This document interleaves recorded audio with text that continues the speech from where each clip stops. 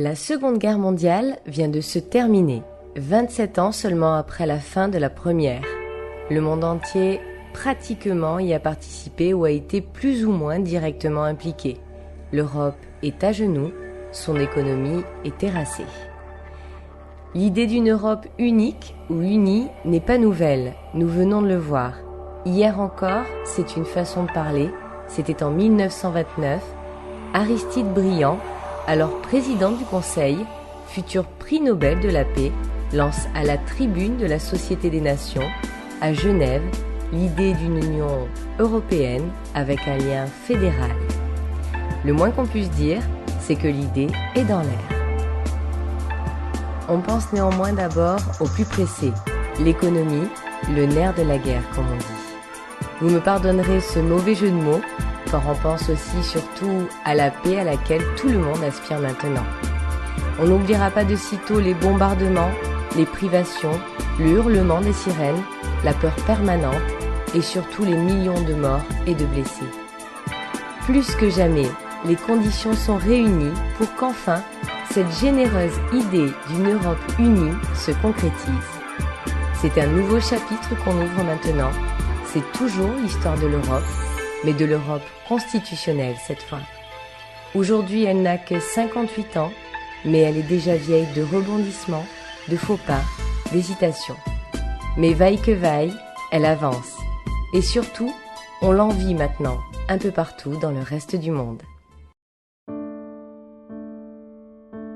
Nous sommes un peu fiers, nous autres Français, de pouvoir dire que ce sont deux de nos compatriotes à Paris qui ont eu, on dira, le culot de provoquer ce déclic. Le 9 mai 1950, messieurs Jean Monnet et Robert Schuman, respectivement commissaires au plan et ministres des Affaires étrangères, convoquent les médias dans le salon de l'Horloge au Quai d'Orsay pour leur faire part du projet qu'ils vont soumettre le lendemain à Londres pour la conférence interalliée, une idée simple et révolutionnaire. Se faisant depuis plus de 20 ans le champion d'une Europe unie, la France a toujours eu pour objet essentiel de servir la paix. L'Europe n'a pas été faite, nous avons eu la guerre. L'Europe ne se fera pas d'un coup, ni dans une construction d'ensemble. Elle se fera par des réalisations concrètes, créant d'abord une solidarité de fait. Bien que l'idée fût sous-jacente, nous l'avons vu précédemment, c'est malgré tout une sorte de pavé dans la mare, une grosse surprise en tout cas. L'Angleterre, toujours méfiante, et elle le reste encore aujourd'hui, croit à un coup de bluff des Français. Mais les autres pays acceptent, même l'Allemagne. Voilà, c'est parti, et on considérera toujours que la vraie naissance de l'Europe s'est faite à ce moment-là. Pour bien comprendre pourquoi la greffe a réussi à prendre, il faut se rappeler quelques éléments importants. L'Europe se trouve de ce fait dans une position délicate et inconfortable, véritablement coincée entre deux grandes puissances, les États-Unis et l'URSS. Elle veut malgré tout continuer à jouer un rôle majeur dans le concert des nations. Son équilibre économique est plus que fragile. Elle doit lutter contre le nationalisme, le mauvais nationalisme, celui qui a conduit à la guerre. Il faut absolument qu'elle assure sa défense, pensant en particulier au risque nucléaire du côté Est. Ce sont ces raisons objectives qui poussaient nos deux pères de l'Europe à accélérer le processus. Il ne faut pas oublier le fameux plan Marshall. En 1947, le secrétaire d'État américain George Marshall avait proposé et obtenu l'octroi aux pays européens d'une aide substantielle en dollars pour les aider à relancer leur économie. C'est généreux bien sûr, mais c'est aussi très intéressé, car l'économie américaine elle-même a tout à gagner dans le redressement de l'Europe. Il s'agit aussi en filigrane d'éviter à l'Europe de l'Ouest de tomber dans la tentation communiste du nouveau bloc de l'Est. En contrepartie, les USA demandent aux pays européens bénéficiaires d'organiser entre eux la répartition de leurs crédits, par une institution chargée de la gestion de l'aide accordée et l'élaboration d'une politique commune. La proposition de Monnet et Schuman répondait donc parfaitement aux souhaits des Américains.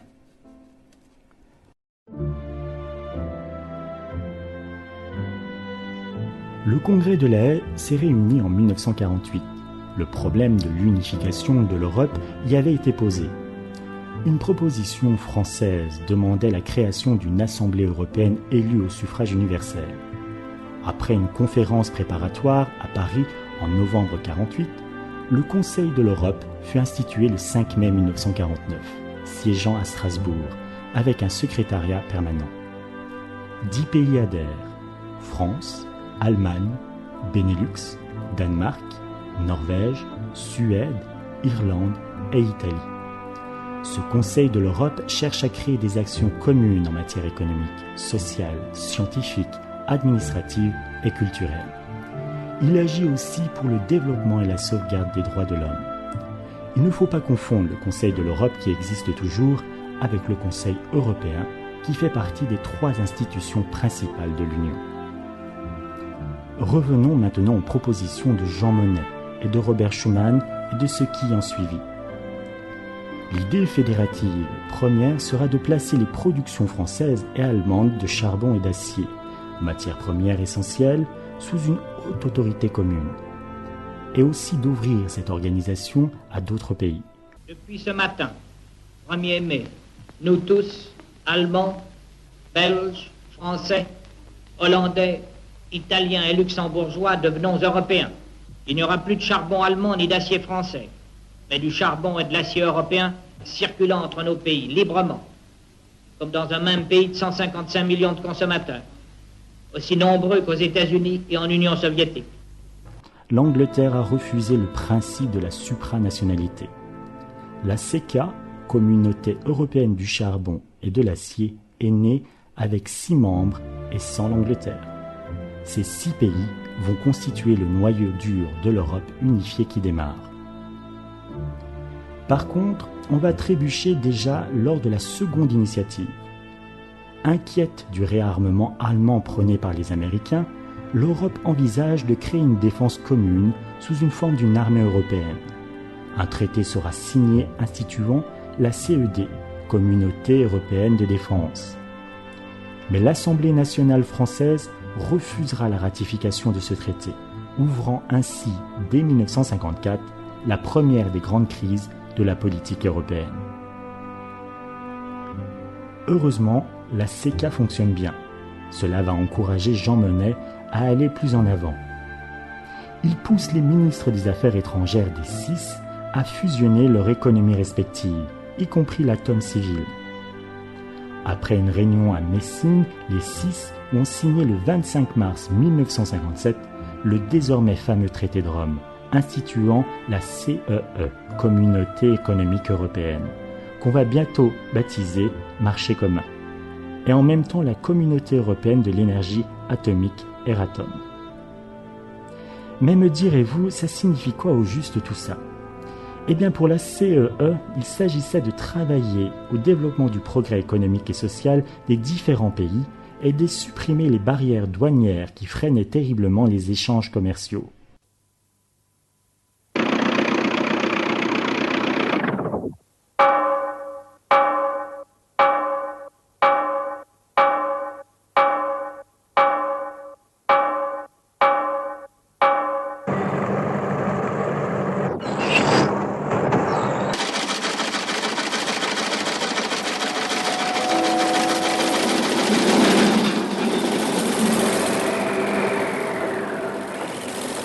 Le résultat ? Voyez un peu. Entre 1958 et 1970, en 12 ans, le PNB des États membres augmentera de 70%. Quelle démonstration d'efficacité ! Il n'y a plus de haute autorité comme pour la CECA. Elle fait place à une commission exécutive, indépendante des gouvernements, sous l'autorité d'un conseil des ministres représentant les États membres et qui devait prendre, à ses débuts, des décisions à l'unanimité, plus tard seulement à la majorité. C'est la Commission européenne. Évincé par sa propre volonté de ne pas accepter le principe de supranationalité, le Royaume-Uni va réagir en créant à Stockholm une association de libre-échange entre lui-même et la Norvège, la Suède, le Danemark, la Suisse et le Portugal, puis la Finlande, l'Islande et Liechtenstein. Les résultats furent si décevants qu'au fil des ans, à commencer par le Royaume-Uni lui-même, la plupart des protagonistes rejoignirent les uns après les autres la CEE. En ce qui concerne la France, un certain Charles de Gaulle est président de la République. Sans être vraiment anti-européen, il manifeste souvent ses désaccords avec l'esprit de l'Union. Il est un farouche partisan de la souveraineté nationale et n'accepte pas l'idée communautaire. Pratiquant souvent la politique de la chaise vide, il s'opposera, entre autres, à la politique agricole commune. Le Royaume-Uni demandera bientôt son adhésion au marché commun, mais par 2 fois, De Gaulle la refusera. Le général de Gaulle, campé sur ses positions, bloquera longtemps non seulement l'entrée du Royaume-Uni dans le concept des nations membres, mais aussi l'évolution du marché commun pourtant nécessaire. C'est à partir de son départ en 1969 que cette impasse pourra se débloquer. J.F. Kennedy, lui, se prononcera clairement pour une Europe supranationale. 3 institutions européennes fonctionnent donc ensemble, la CECA, Euratom et la CEE. En 1965, un traité de fusion est signé à Bruxelles. Il institue une commission et un conseil unique. C'est en 1974 que sera créé le Conseil européen des chefs d'État et de gouvernement.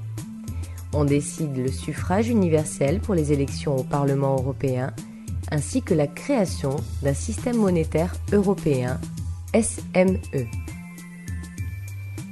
Les premières élections au nouveau Parlement européen, décidées en 1976, auront lieu en 1979, et c'est une Française, Madame Simone Veil, qui en sera la première présidente. En 1984, un député italien à Strasbourg, Altiero Spinelli, proposera un projet d'union.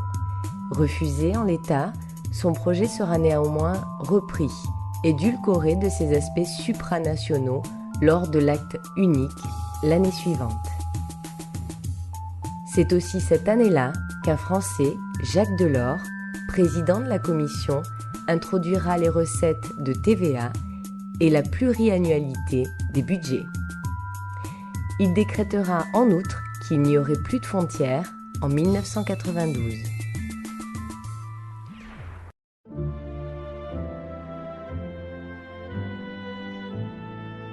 L'étape suivante, importante pour l'évolution du marché commun, sera l'acte unique, signé en février 1986 à Luxembourg et à La Haye. Il aboutira en 1993 à la libre circulation entre les membres de l'Union des marchandises, des personnes, des capitaux et des services. On passe du marché commun au marché unique, le vote passe à la majorité étendue, des compétences supplémentaires sont attribuées à l'Union. La codécision est renforcée. Le Conseil européen est institutionnalisé et un tribunal de première instance est créé.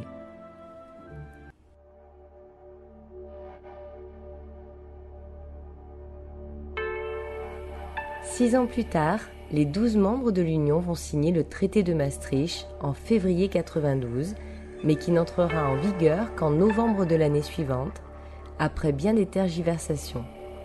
C'est la réforme la plus importante de l'Union depuis l'acte unique 7 ans plus tôt. Les nouveautés sont essentielles déjà sur 2 points. Affirmation de l'identité européenne à la face du monde, notion de citoyenneté et renforcement de la protection des droits des ressortissants des États membres. Mais bien d'autres décisions sont prévues.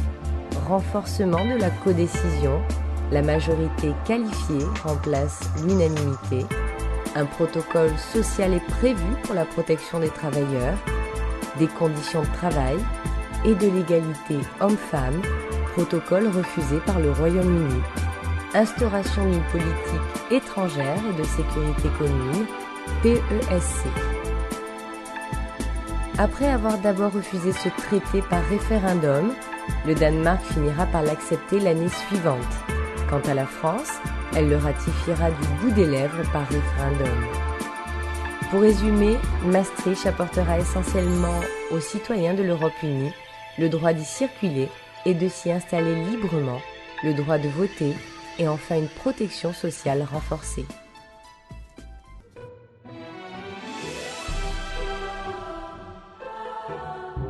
Les accords de Schengen constitueront l'étape suivante dans la construction de l'Union européenne. Il s'agit là de faire cesser progressivement les contrôles aux frontières à l'intérieur de l'Union. D'abord signé par 5 pays, Allemagne, France et Benelux, en juin 1985, ces accords seront ratifiés par les autres pays successivement entre 1990 et 1996. La Convention entre en vigueur d'abord pour 7 pays signataires, les 5 d'origine, plus l'Espagne et le Portugal en mars 1995. Pour les autres États, l'application effective date de 1998. À cette période, et depuis 1995, 15 pays forment l'Union. Au-delà de la suppression des contrôles aux frontières des États membres, Schengen organise aussi des coopérations entre les systèmes judiciaires, les polices et les services administratifs, mis en commun des luttes antiterroristes, des trafics illicites et de la grande criminalité. Succédant à Schengen, le traité d'Amsterdam, lui, entre en vigueur le 1er mai 1999. Il intègre les acquis de Schengen au plan juridique et institutionnel en ce qui concerne les coopérations renforcées qui nécessitent l'aval de l'Union. Le Royaume-Uni et l'Irlande ne le ratifieront pas. Un secrétariat pour la politique étrangère est créé, ainsi qu'un pacte de stabilité et de croissance. Enfin, un certain nombre de directives sont proposées en matière de santé, de culture et d'environnement.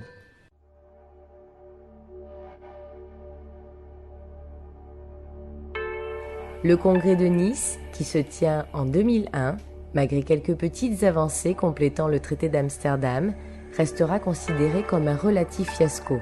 Bien qu'elle ne soit pas intégrée au traité, il faut cependant noter la proclamation à Nice de la Charte des droits fondamentaux. C'est un condensé de toutes les libertés et des droits fondamentaux existants dans cette Europe qui a développé un système supranational très sophistiqué, sans équivalent au monde. Nous reparlerons en détail de cette charte un peu plus loin. C'est le moment où arrive la monnaie unique, l'euro, qui sera en place le 1er janvier 2002, 3 ans après sa naissance juridique et financière. Aboutissement du projet d'union monétaire du traité de Maastricht, selon le traité de Jacques Delors. Seuls 12 pays, soit 300 millions de consommateurs, vont adopter au départ la monnaie unique et constituer ainsi la zone euro. Ils sont 16 aujourd'hui, la Slovaquie étant le dernier pays à l'avoir tout récemment intégré, le 1er janvier 2009.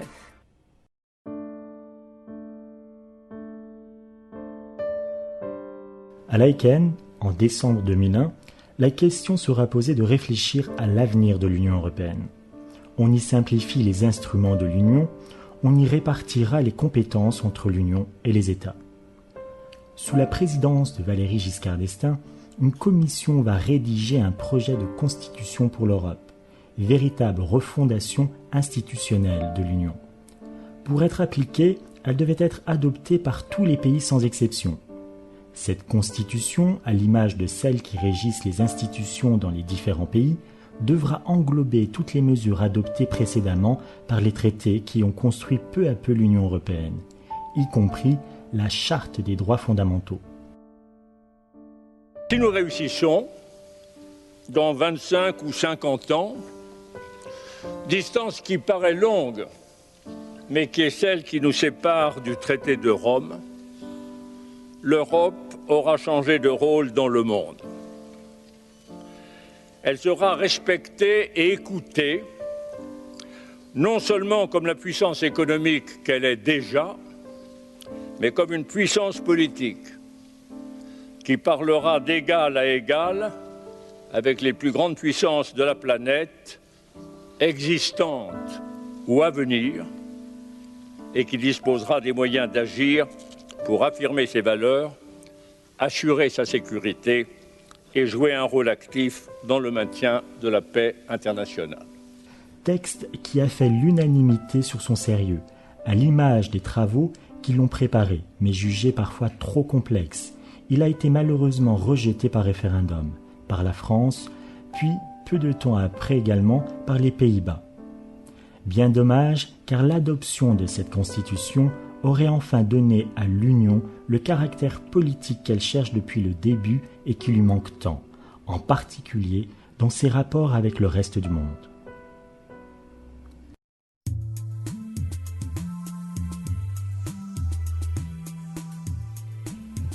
Dernier en date des traités, le traité de Lisbonne de décembre 2007, ratifié par la totalité des États membres, sauf l'Irlande. Cependant, l'Irlande pourrait peut-être revoter. Contrairement au projet de constitution qui englobait tous les traités précédents, celui-ci, plus modestement, se contente de les compléter. Il est quand même le frère jumeau du traité constitutionnel rejeté en 2005. Il tente de changer l'architecture institutionnelle de l'Union. Le traité de Lisbonne devait apporter une Europe plus démocratique et plus transparente, avec un renforcement des parlements européens et nationaux, une Europe plus efficace dans ses décisions et un cadre institutionnel plus simple, une Europe des droits, des valeurs, de la liberté, de la solidarité, de la sécurité, une Europe meilleure actrice sur la scène internationale. Elle n'entrera en fonction que lorsque les 27 pays membres signataires l'auront ratifié, et seulement s'il est ratifié par tous. La date prévue était initialement fixée au 1er janvier 2009. Aujourd'hui, l'Union européenne en est là dans son développement. En lui souhaitant bonne route pour le futur, nous allons voir comment se sont faits les différents élargissements depuis 1957, date à laquelle 6 pays ont décidé de s'unir.